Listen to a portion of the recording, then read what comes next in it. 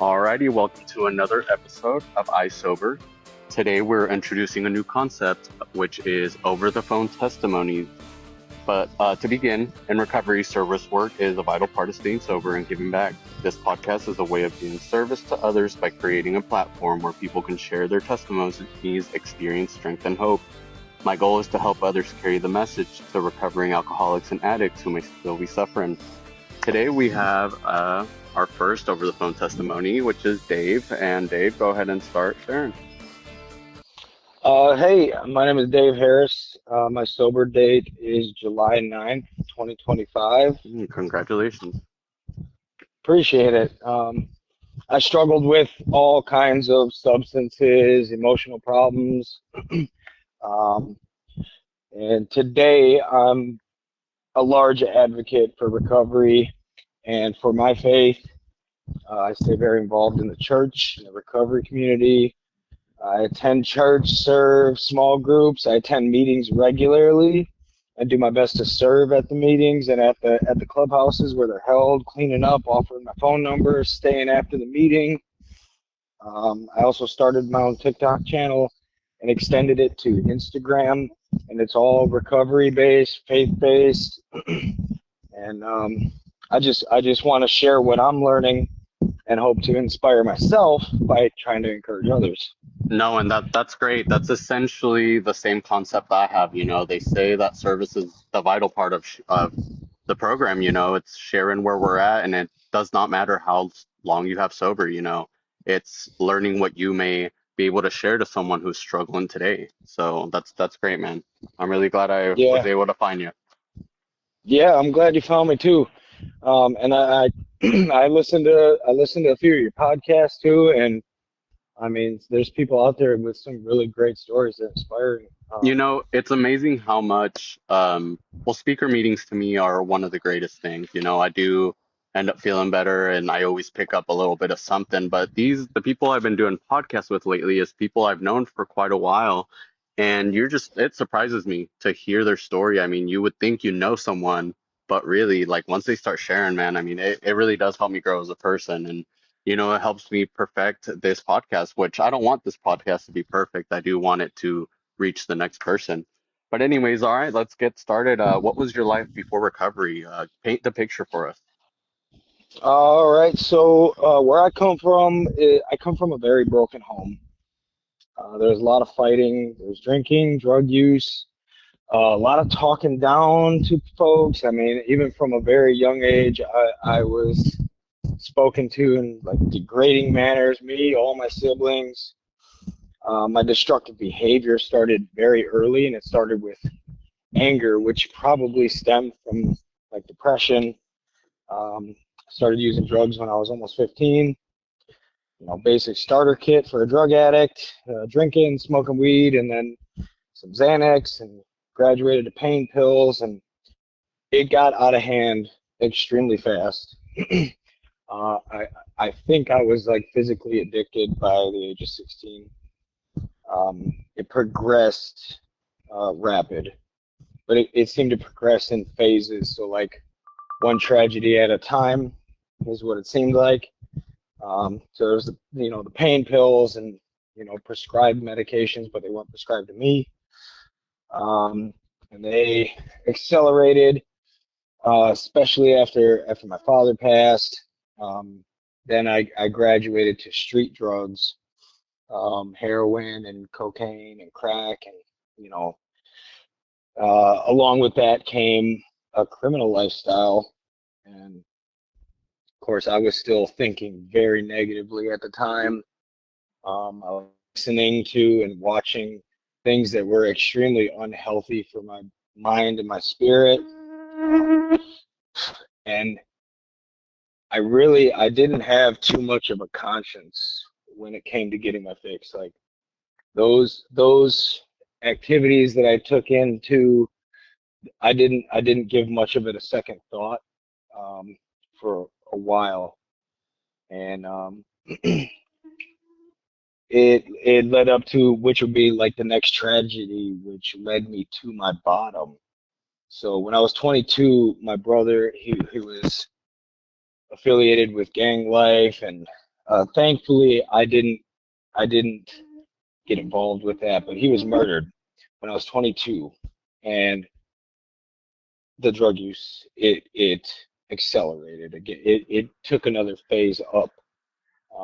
So I started using like intravenously, and I No, was yeah, that would be hard to deal with, man. So throughout this time, from when you started drug use to this tragedy, which I'm sorry to hear about that, did you ever think you needed help? Did you ever try to reach out to anyone, or did you ever just notice or know you were an addict? I definitely knew that I was an addict and that I didn't think correctly, but I didn't want help, and I don't think that anybody could successfully help me. Like those things that were spoken to me from a very young age, I believed them. I believed them very much. Like I mean I don't really want to say what they were. I'm sure everybody has their ideas of what was, when you say somebody was spoken to in a degrading manner, and I believed that stuff to the core for a long time. Um, and I acted on it. I just continued to destroy myself. I didn't want help. I just thought this is who I am, and I thought that for a while. Um, and I did some jail time. I got some charges, but overall, I was very, very blessed and lucky. Like I was very lucky in the sense of legal terms. I experienced a lot of broken relationships, especially with those that I was close to. A lot of homelessness since the age of 17. I mean, woods, vehicles, I've been beat up. Um, but the biggest consequence I see looking back now is how much I beat myself up emotionally and spiritually. I was extremely hard on myself. Oh, I'm glad you brought that up. How was your faith prior to in this Nah, timeline? non-existent. My home, growing up, there was no Bible in the house. We didn't go to church. God was only mentioned if his name was being taken in vain. Um, and of course, I was aware of God because he's out in the world. People talk about him. You run into folks, but it wasn't something I gave much thought to or that I thought that belonged in. I didn't think he belonged in my life. I didn't think he had a role to play in my life at all. Um, and I guess I moved to Florida when I was about 23, almost 23, and I kind of got better, but not really. Um, I still, I started working and like holding a job a little more, but alcohol, drugs, they were still popping up in my life regularly. And like I would climb up a couple pegs and then I'd get knocked down, or I'd knock myself down, really. Um, Went to jail a couple times, and well, I was on probation once early in Florida, but I guess coming to like a turning point, it would have been the last time that I went to jail. My relationships were so broken. My parents, my family, the very, very small amount of people that I had left in my life, they just didn't want nothing to do with me. And no phone calls, no packs, and I think that started to affect me. It started to change something in me, knowing like, hey, it's just you right now, like, or so I thought. Looking back now, I know God was with me, but at that time, it was just me. It was like I can't call nobody, I can't cry on no shoulder, I can't, I'm gonna have to take care of myself. And I got out on probation, which was just bizarre. They were my first felony charges, and part of the stipulations for probation was to go to one of the state-funded programs here in Florida, which is Clay County Behavioral, and that was for substance abuse and for mental health and behavioral counseling. So is this the first And time you got introduced into recovery, would you say? I would, except for the fact that I wasn't even close to trying to be clean at first. For the first 3 months, I mean, it's literally, it's a miracle that I didn't violate and end up going to prison because I was dirty for all my drug tests. And I showed up to these classes with the wrong intentions. Um, I was showing up because there was somebody I like to see there. If I'm being, being nice about what I'm saying, there was somebody at these classes that I enjoyed seeing, and that was basically my motivation for showing up. And I would clown around, and I was participating, but I was clowning around. But little did I know that some of the information was starting to stick, and it was starting to do some work in me. No, And yeah, yeah, and that's, essentially that's what a lot of us are core ordered. So it's just kind of, whatever got us in the rooms does not matter as long as starts to click. yeah, yeah. Wink, hope and prayer that something sits in you, And I didn't know it yet, but there was some things sitting in me that I was learning. And it was about 3 months into the program that the counselor of the program, she pulled me aside after the group and said, "Dude, you have failed every drug test, and that's every week for three months." And I at this point in my life, I wasn't trying to hide nothing. I wasn't trying to deny nothing. I wasn't trying to fake tests. I would none of that. I just said, "Yeah, I know." And she said something to me that it rings in my head almost every day. And it's not just what she said, but it's just how she said it. She said it so genuinely because I know there's a lot of dirt that gets thrown on some of these state programs, but that doesn't mean that there aren't people working in these programs that actually care, that actually want to try and help people. And I can honestly say this counselor was one of them. And she looked at me and said, "David, you have so much more in you. Don't you want something better?" And just the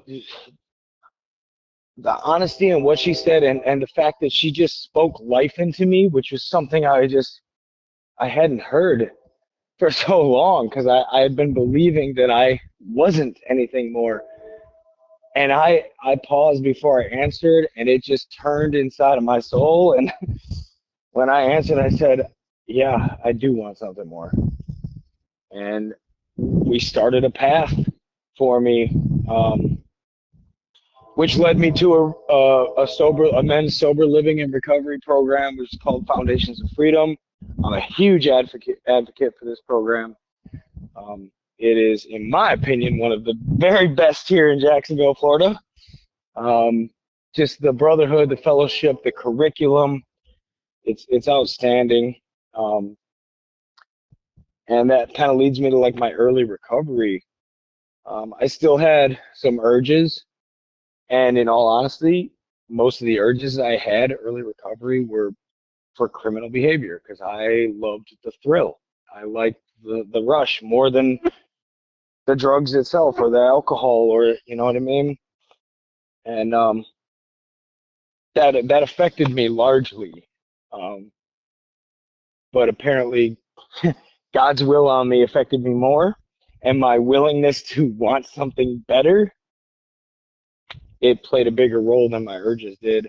Um, so using the tools that I had from Clay Behavioral, catching my irrational thinking, using coping mechanisms and coping skills and grounding techniques, those are kind of how I kept things in check for a short time. It worked on me well enough to get me to the next tools of recovery, which is um, definitely the uh, the circle of people that I started to build in recovery.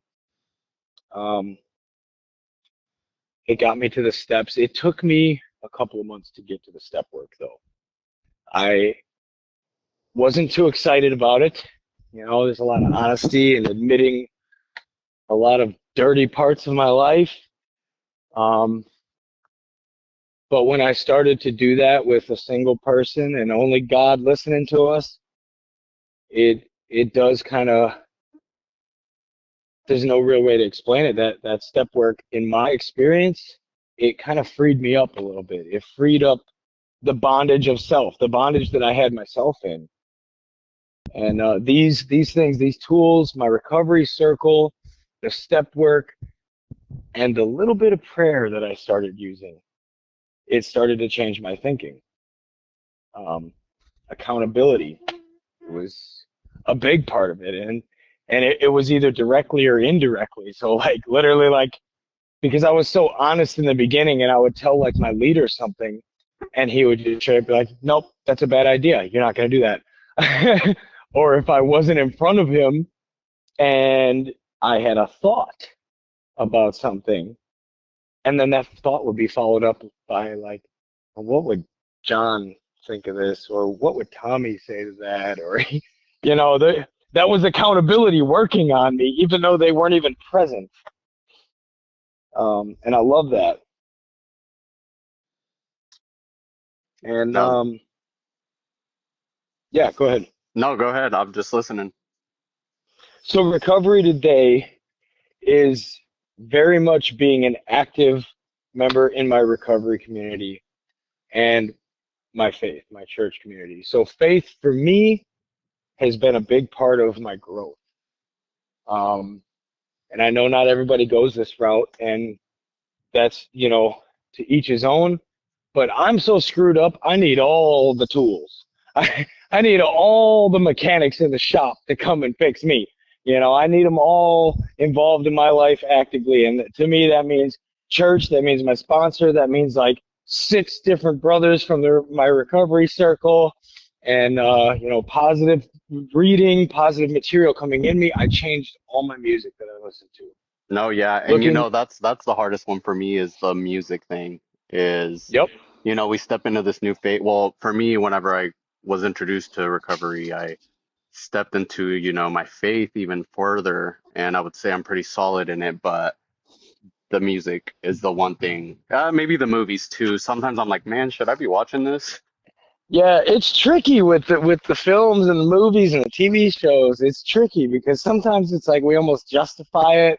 It's like, oh, but they're fighting for something good, even though there's like gore and guts and blood and you know all the other things that come with Hollywood. But it's tricky. And sometimes you just want to enjoy a movie, but is it good for you? It's No, yeah, and I brought that up in a Bible study the other day too, because I was like, well, how do you guys deal with that? And they just say don't idolize what you're watching or what you're listening to.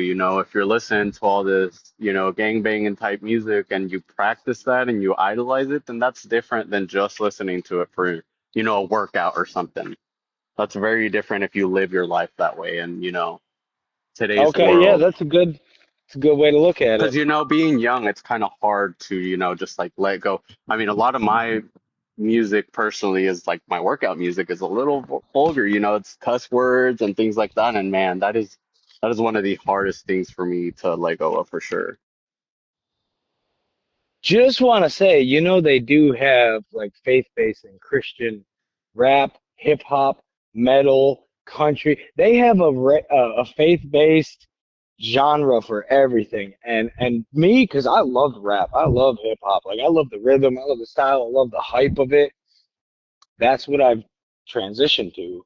And I was so stubborn. I used to play music on a JBL speaker early in the program, and the leaders would come through like, David, you Oh can't be man, I doing could that, picture man. this. You Like, were one of those, huh? it doesn't look good. Like it's an apartment complex and it's only 3 apartments, but the rest of the apartments are just regular people. But they know that these 3 apartments are sober living. So it's like, dude, you're really like it's not putting off a good image. So,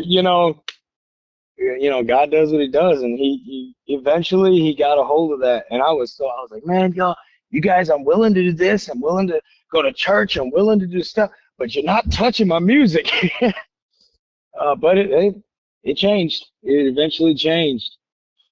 Um, yeah, and these relationships that I've built in recovery in the church, they are some of the strongest, most bonded relationships. I've never experienced anything like it in my life personally.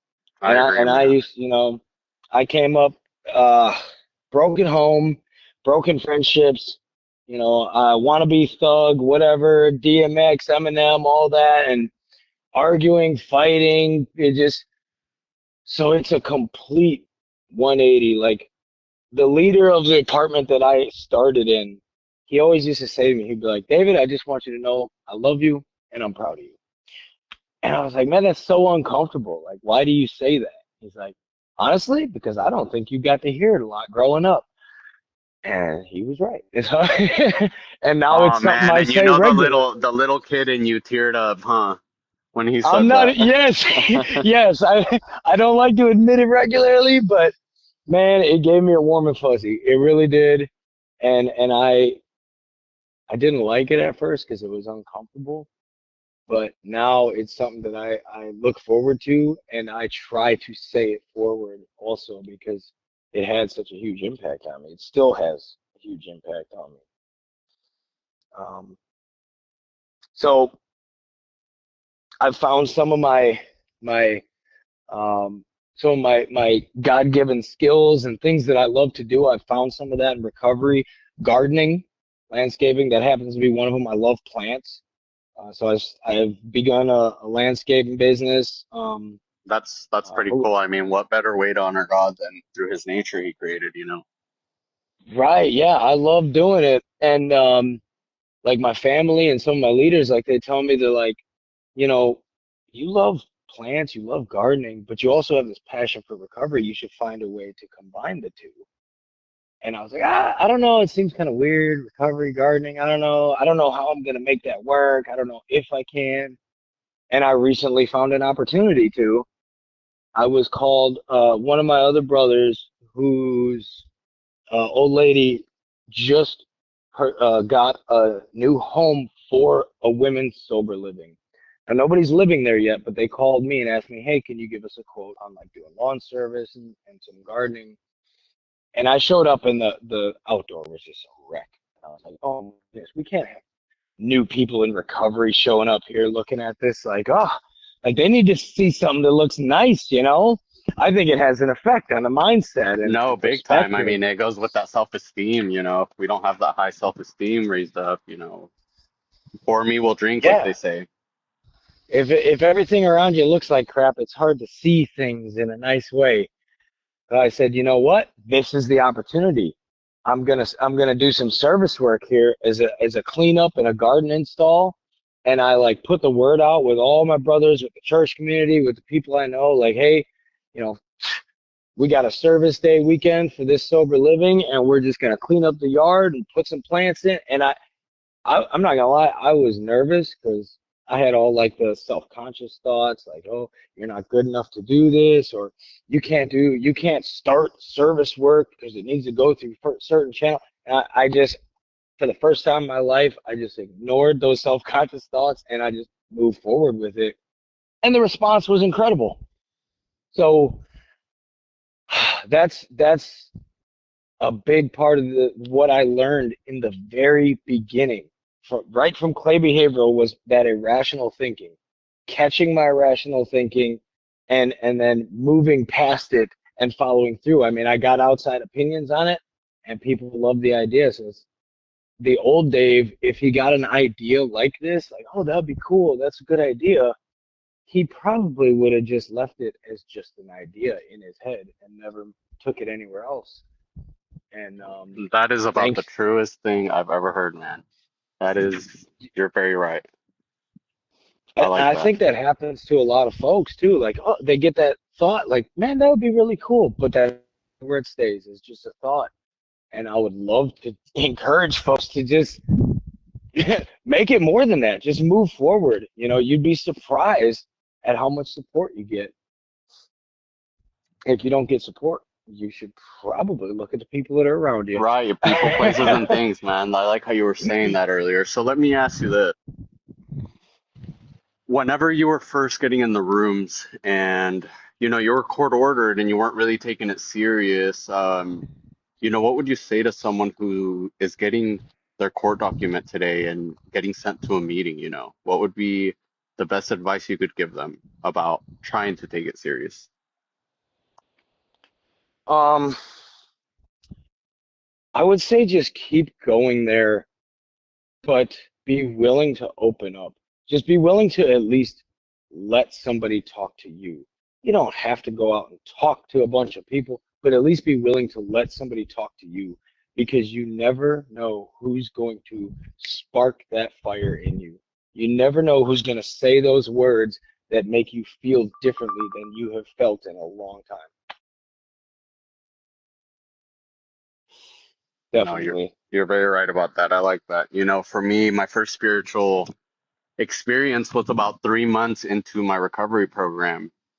We went to this meeting called Citywide, and Okay. it was some lady, it's like 300 people in this meeting. It's the biggest meeting out here that we have, and it was a lady talking about how how her son hurt her, and while she was in addiction, she let go of it. Then her son gets into addiction, and she's like, I mean, the sadness that brought to me as a mother, and it kind of made me think of that time that, my mom was like, man, like you're letting these drugs eat you up, and she was praying for me constantly. And I mean, I'm talking the feeling that that speaker had behind her, the hurt she had behind her, man.